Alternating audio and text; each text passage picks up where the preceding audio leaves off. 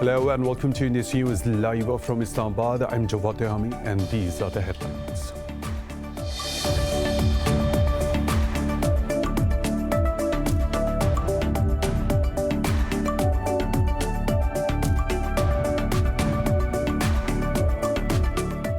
Pakistan's Army Chief General Bajwa says the Kashmir issue should be resolved peacefully and as per the aspirations of the Kashmiris. Addressing a graduation ceremony at the PAF Academy, General Bajwa said Pakistan believes in peaceful coexistence, but its desire for peace must not be misconstrued as weakness. He said the Pakistan Army is fully prepared to thwart any threat.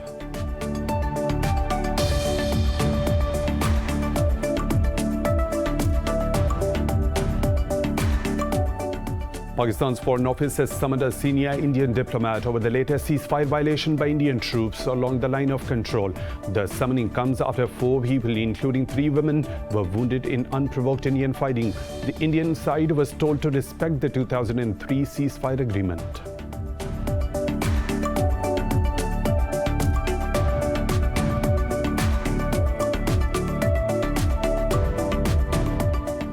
Pakistan has begun its coronavirus vaccination drive with the first jab administered to a frontline health worker.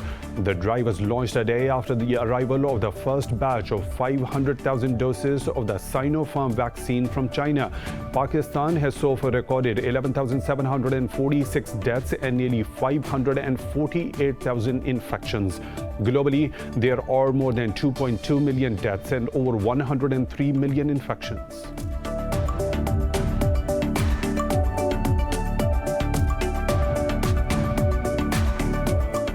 A series of explosions has rocked Afghanistan's capital city of Kabul, leaving 3 people dead and wounding 7 others. Police said all 3 blasts were caused by small magnetic devices known as sticky bombs. No group has claimed the responsibility for the blasts, but the Taliban have rejected their involvement.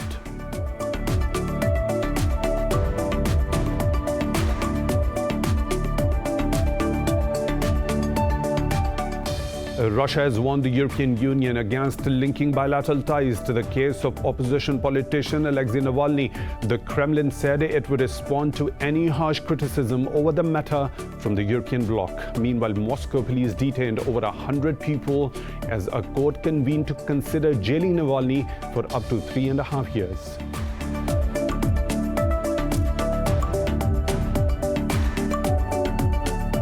And in cricket, Australia have postponed their tour of South Africa because of the coronavirus pandemic. Australian players were scheduled to fly out this month for a 3-test series in March.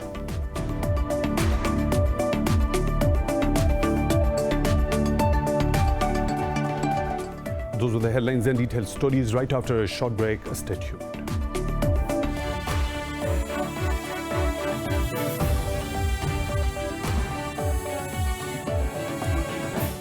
Welcome back, and now for the news in detail. Pakistan's Army Chief General Bajwa says the Kashmir issue should be resolved peacefully and as per the aspirations of the Kashmiris. Addressing a graduation ceremony at the PAF Academy, he said Pakistan believes in peaceful coexistence, but its desire for peace must not be misconstrued as weakness.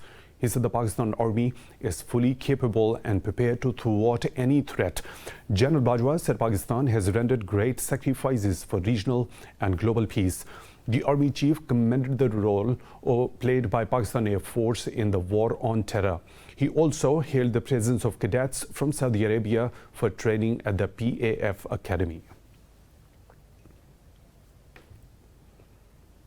And for more on this, we are joined by defense analyst Brigadier Nadir Mir, retired. So thank you very much for your time at Indus News. How is the peaceful resolution of Kashmir issue possible when India continues to violate international law regarding the matter? US General Bajwa has made all efforts for Kashmir resolution, and Pakistan Army has been fighting heroically from independence till today, not only to defend Pakistan, but also to get Kashmir resolved. Pakistan's effort as regards the resolution of Kashmir at the government level or the army level has been through peace. This is one. And not only Kashmir. In Afghanistan too, Pakistan seeks peace, and overall in the region and globally, Pakistan is a peace-seeking country. However, the question that you asked is very pertinent because of the fact that despite Pakistan's endeavors for peace, and General Bajwa himself and the army and even the political elites of past and present have tried their utmost to have a peaceful environment in these regions, the Indian political system, the leadership today and yesterday and maybe tomorrow, they are adamant on pursuing a policy of geopolitical enhancement of India through belligerence, that is through war or through other means than peace. And India has an oversized geopolitical agenda. So despite while Pakistan continues to make efforts for peace, being a peaceful country and seeking a peaceful resolution of disputed issues, India is going the opposite way. When we say, or Pakistan says, or the army chief says that we want resolution and we want peace to prevail, it doesn't mean that Pakistan cannot be defended. Pakistan is very well defended, and Pakistan is in a position to defend itself because peace is prevailing not because of India's generosity or magnanimity towards peace. It's only prevailing because of balance of power, because the Pakistan army is brave and professional and ready, and the Pakistan nation is resilient, and the Pakistan media like yours is alert. And the total package of national security is assured. That is why peace is prevailing. So Pakistan is making an effort, and it is in India's interest that this happens peacefully, because as you've seen recent events unfold, Afghanistan war is ebbing, it is finishing. It's the war of the previous era, and the next war or the next struggle, that is geopolitical struggle, which is likely to emanate, as you have recently seen in Delhi, is the Sikhs hoisted their own flag at the Red Fort. So this is not a minor event, it's a historical event. And India has to leave Kashmir because Kashmir is a part of Pakistan. The Kashmiris are Pakistanis. They have raised the Pakistan flag. And if it does so peacefully, it is in the interest of everybody. If it doesn't do so, it will be in any way ejected or forced out of Kashmir, and India is likely to lose more than Kashmir because Khalistan is now sprouting up and it's on the world scene, and tomorrow you may see many other movements which are right now in India. They say there are up to 60 movements, independence movements from Delhi. So we are right now talking only about Kashmir. And therefore, Pakistan continues to seek peace through peaceful means for the Kashmir resolution. But in case the Indians don't do that, well, we are going to seek Kashmir's independence one way or the other, and Kashmir is going to become part of Pakistan. And Pakistan National Reform Movement, which I am heading as its chairman, has said that Kashmir policy is simple. Kashmir is Pakistan and Pakistan is Kashmir. Brigadier Nadir, India's atrocities in Kashmir are on the rise during the Modi government. How can India be convinced to let the Kashmiris decide their own fate through the right to self-determination? India has been committing atrocities galore in Kashmir even before 1947, and they have been rising continuously. Now a point has been reached, which you are very right, under the Modi government, which is total holocaust or genocide, mass killings, mass rape, of molestation of children. Every torture which has been invented has been used against the Kashmiris by the Indian security forces. And I don't think the Indians are going to be convinced, because they are willing to kill the last Kashmiri and hold the land. And they want even to finish off Pakistan if they could, which they can't. Pakistan is strong enough to defend itself and more than that. So it is not convincing the Indians, it's convincing the world and convincing Pakistan that we have to do something to liberate Kashmir from India. This is the conviction part. And the world has to be told from Pakistani platforms, in government officials and unofficially in every form and through the media, that all those who are guilty of war crimes being committed should be tried for doing all this genocide and various forms of torture which is happening in Kashmir. And we should take it up at the world level. And also, we should demand the withdrawal of Indian security forces from Kashmir. So far, this has not been done by the Pakistan political elite. We should call for the withdrawal of Indian security forces, because they are the ones who are carrying out all this genocide and all this mass killing and atrocities in Kashmir. So that is the stance we should take as a nation, and we should pursue it with single-minded devotion. And we should give a Kashmir policy, which our movement, Pakistan National Reform Movement, has already given. I've said it before, I keep repeating it, Kashmir is Pakistan and Pakistan is Kashmir. So that there is no doubt on what is the issue of Kashmir and why we are concerned and why we are committed to ensure that Kashmir is liberated and joins Pakistan. Brigadier Nadir, a defense analyst, thank you for talking to Indus News. We really appreciate that. Now moving on, Pakistan's Foreign Office has summoned a senior Indian diplomat over the latest ceasefire violation by Indian troops along the line of control. The summoning comes after 4 civilians, including 3 women, were wounded in the fighting. It said Indians deliberately targeted the civilian population. The Indian side was told to respect the 2003 ceasefire agreement. Indian forces have so far carried out 175 ceasefire violations in 2021.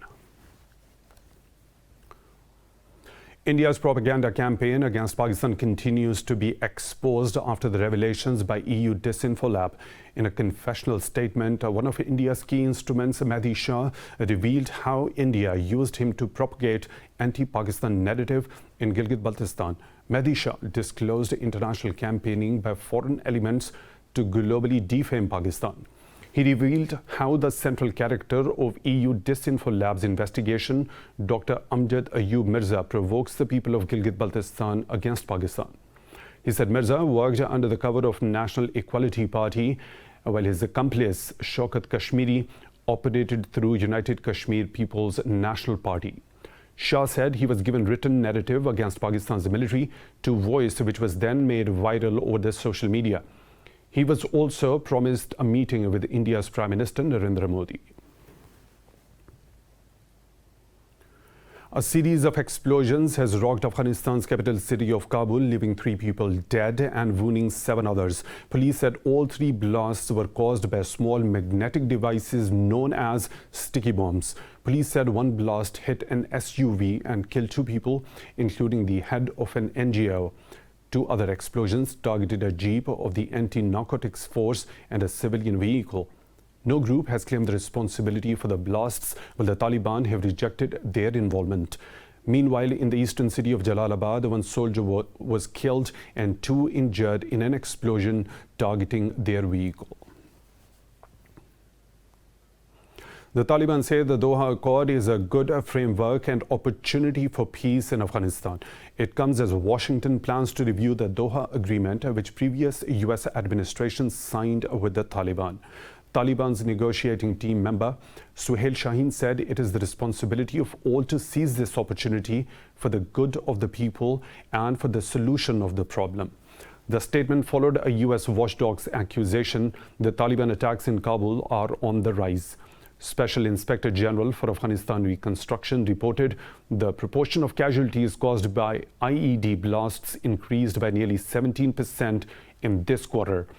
But it added casualties across Afghanistan in the last quarter of 2020 decreased by 14%.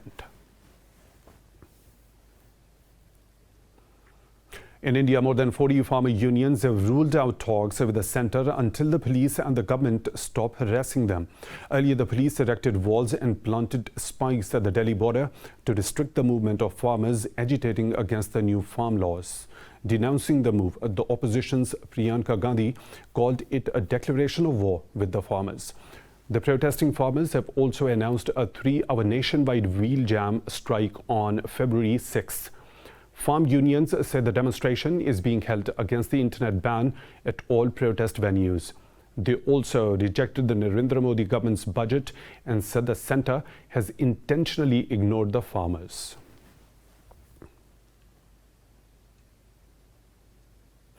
Iran's foreign minister says the European Union can help synchronize moves by Tehran and Washington to return to the 2015 nuclear deal.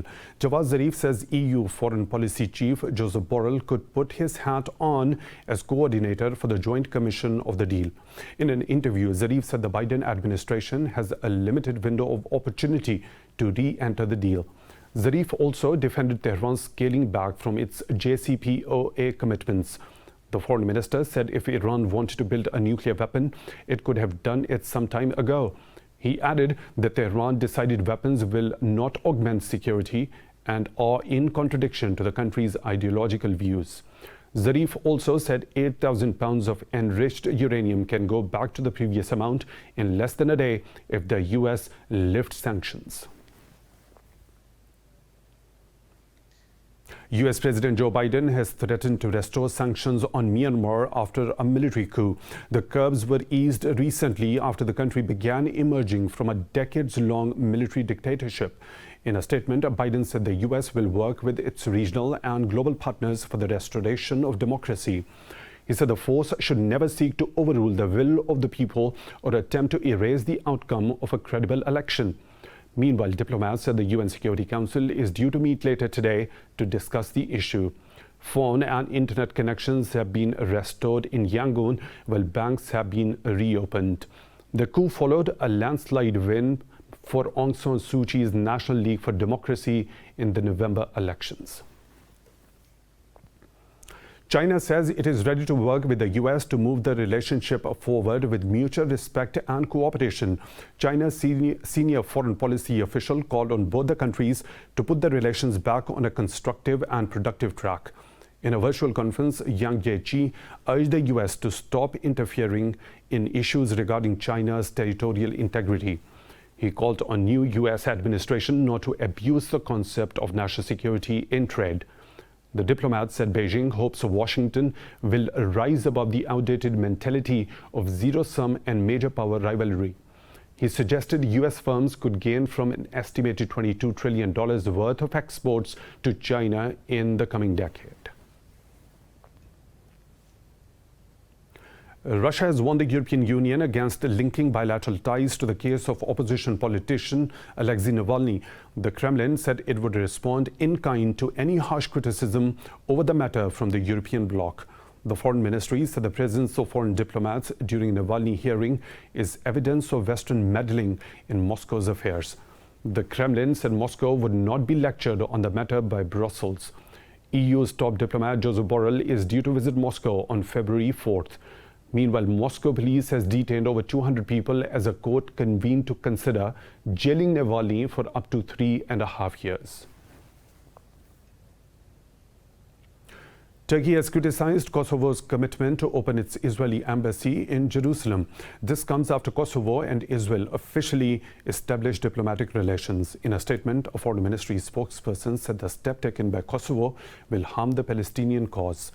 The spokesperson said the move will violate UN resolutions and international law.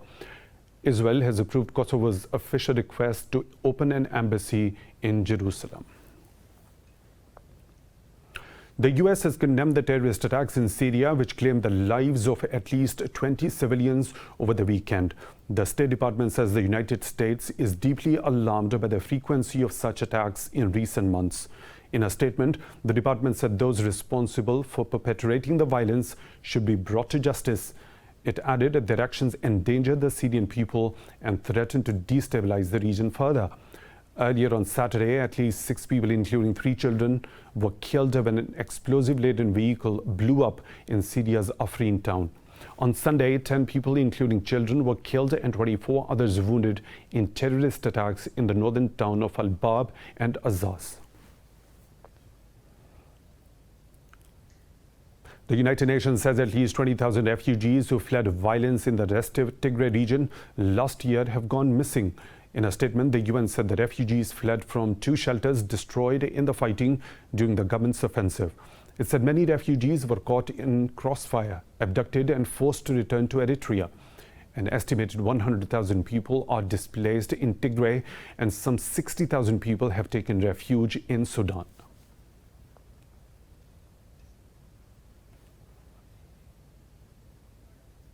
More stories to follow right after a short break. Stay tuned.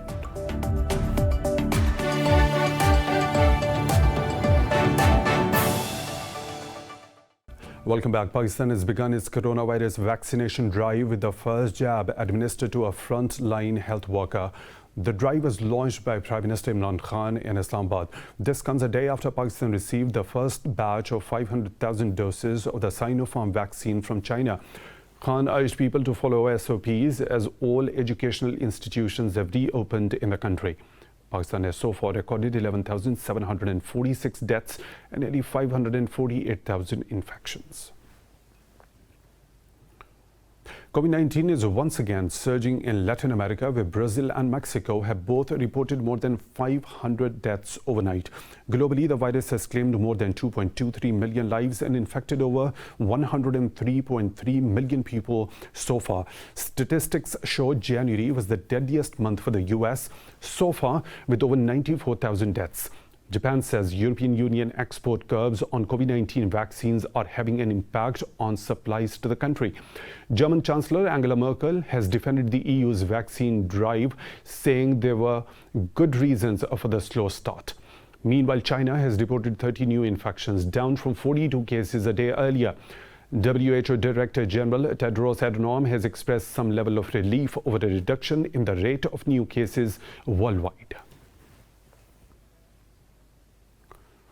US President Joe Biden has so far failed to reach an agreement with Senate Republicans on his $1.9 trillion COVID relief package. The Republicans met Biden in the Oval Office and proposed a $618 billion aid proposal. In a statement, the White House said Biden said he will not settle for a package that fails to meet the moment. He told the senators their scaled-down package did not address urgent issues in many areas. Meanwhile, Republican Senators Suzanne Collins, who led the 8-member delegation, said they had productive discussions. It was a very good exchange of views. I wouldn't say that we came together on a package tonight. No one expected that in a 2-hour meeting. But what we did agree to do is to follow up and talk further at the staff level and amongst ourselves and with the president and vice president on how we can continue to work together on this very important issue. In the U.S. state of New York, activists protest against police officers who were captured on video pepper spraying a 9-year-old girl in Rochester. Officers say they were responding to a family disturbance call, and the girl indicated she wanted to kill herself and her mother. A police body cam video was released that showed the officers handcuffing and pepper spraying the girl, who appeared to be black. The city said the officers involved in the incident have been suspended until a police investigation is concluded.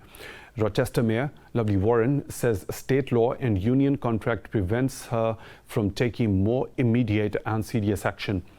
Following the announcement, Black Lives Matter protesters took to the streets against police brutality. In Indonesia, the air accident investigator has sent 5 components of the crashed Sriwijaya air jet to the US and Britain for examination.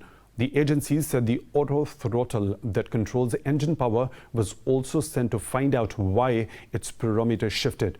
National Transportation Safety Committee chief said a maritime search is going on for the cockpit voice recorder's memory unit. He said it would help explain any human factors behind the crash. Meanwhile, the plane's flight data recorder has been found and read by investigators. The 26-year-old Boeing jet crashed into the Java Sea shortly after takeoff from Jakarta on January 9, killing all 62 people on board. Turkey's first self-driving bus has taken to the streets for a test drive. The bus carried President Recep Tayyip Erdogan to the presidential palace for a cabinet meeting. Erdogan and his officials watched as the steering wheel turned off its own. Designed by Turkish engineers, the vehicle has a range of 300 kilometers with a capacity of 50 passengers. Speaking at a ceremony after the ride, Erdogan said the vehicle is part of Ankara's clean energy initiative. These are initial steps for clean energy because the world is tending towards clean energy. This is happening at a time when climate change is on the agenda. They are asking us why we don't take any steps against climate change. And I tell them, when the United States take a step against climate change, we will follow. A Pakistan Navy ship paid a visit to Djibouti and Sudan as part of its overseas deployment to the African region. The Navy mission handed over food aid to local authorities and later took part in drills with the Sudanese Navy. The two countries paid tribute to Pakistan for the provision of necessary aid. The ship will next visit Kenya and Niger to deliver humanitarian assistance. In-person learning has been one of the casualties of the coronavirus pandemic. So now the schools in the U.S. state of Delaware are fighting coronavirus with UV disinfecting robots. More in this report. With many parents and students across the U.S. longing for a return to in-person learning after the coronavirus pandemic forced classes online, a China-based robotics company thinks it has the answer. The company has introduced disinfecting robots that use ultraviolet light to kill viruses in classrooms and school common areas. Robot is working. Please keep away. Adabot is two robots, one autonomous and one stationary. It utilizes a wavelength of UV light, also known as UVC, to inactivate pathogens. It basically scrambles the DNA and RNA of pathogens and disallowing it from replicating. UBTech says the UVC light emitted by the robots is 99.9% effective against the virus. 4 robots were recently deployed in 2 schools in Delaware as part of a pilot project to measure cost efficiency and disinfection rates. Prepare for disinfection. Please leave and stay away. We may never get to back to normal, but we need to come up with some sort of a new normal where our students are going to have what they need so that they can be successful. And we need to make sure that our teachers and our staff feel comfortable in the buildings if we're going to bring students back. UVC light can be harmful to humans, so the company comes with a warning sign to be placed outside the room that shuts down the system if it detects any movement. It also has a camera and sensor on the robot itself, which will switch it off if someone walks past the sign and enters a space it is cleaning. The stationary robot costs $20,000 and the autonomous version is $40,000. More stories to follow right after a short break. Stay tuned.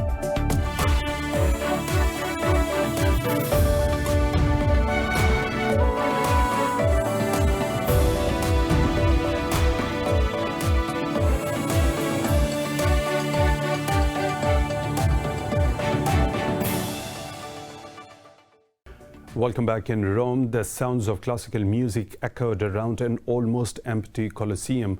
This came after a concert took place that organizers wish will be a sign of a hope for a new beginning. The relaxation of COVID-19 restrictions across Italy has allowed the Colosseum and other museums to open. This report has the details. There is nothing that exemplifies ancient Rome quite like the Colosseum. Constructed between 70 CE and 80 CE, this iconic piece of Roman architecture is a symbol of Italian culture. But due to the pandemic, the activities came to a standstill until students from a conservatory played a classical selection inside the structure. It's very emotional because there haven't been many concerts during this time. So to be here on the first day of the reopening of the Colosseum is a pleasure and an honor. The Colosseum has witnessed many historic events in human history, the last of which is the outbreak that killed over 88,000 in Italy. Understandably, the artists were taken aback after being able to perform inside it. We are very emotional and very grateful for this occasion. Also because I am Roman, born and raised here, and here is the symbol of my city.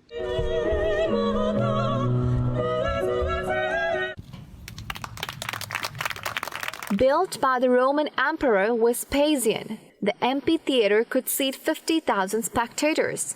Only a few people had the privilege of listening to the concert. The hope of a new start is sure to reinvigorate Italians. Plastic bottles, bags, rusty metals and other garbage have clogged Serbia's Prepako Lake.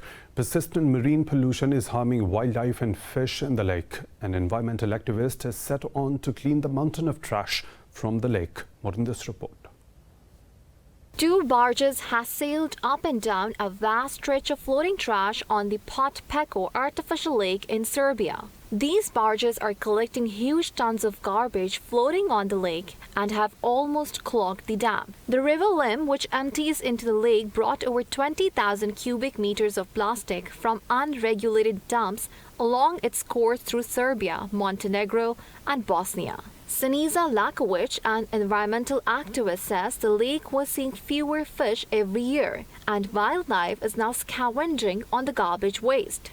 We have a major problem. It is evident that the number of fish in the lake is dropping every year. Therefore, with the arrival of this garbage, the quality of water is lost, levels of oxygen in the water are decreasing. We are also witnessing that wild animals that are descending to the river during the winter are rummaging through the trash. We are all in that vicious circle and this problem. Municipal official Dragan L. Jaljan says it was hard to know who was at the fault for the problem, which had been happening for years. Considering that this is a long-term problem, it is difficult to say who is the guilty party. There are several factors here, as the Lim River, from its source in the Plav all the way up to here, flows through 3 countries until it meets the Drina River. On its course, the Lim unfortunately collects most of the garbage from illicit waste dumping sites. Serbia, Montenegro, Bosnia, Kosovo, Macedonia, and Albania are still recovering from the wars and economic turmoil of the 1990s. They have done little to tackle environmental issues, in part due to a lack of funds. The U.S. state of New Jersey has declared a state of emergency after a massive storm pummeled the East Coast. New York State has also issued orders for most areas, with flights grounded and vaccination sites shuttered. New Jersey and Pennsylvania are now buried under 48 centimeters of snow, while New York by a 43-centimeter thick snow blanket. New York Governor Andrew Cuomo says the situation is becoming life-threatening with every passing hour. The U.S. National Weather Service has forecast winds of up to 80 kilometers per hour for several days, creating a binding, blowing snowstorm. New York City Mayor Bill de Blasio has issued an order restricting non-essential travel and shutting down schools.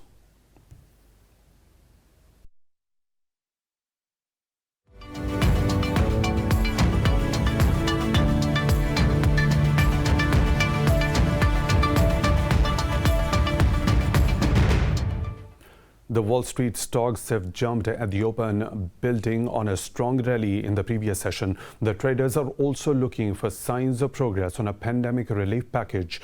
Investors anticipated strong results from Amazon and Google parent company Alphabet. All the major bourses traded over 1% higher. The back-to-back advance on Wall Street coincided with a sharp reversal in U.S. video game retailer GameStop. Meanwhile, oil prices rise as the OPEC Plus meeting expects deep output cuts.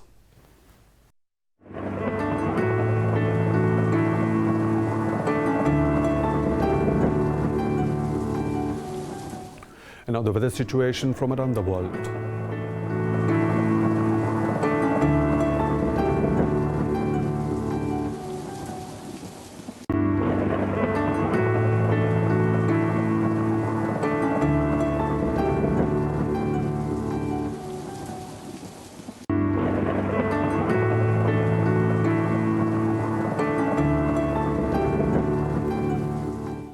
And that's all for now. With the latest updates, you can follow us on social media at Indus.News.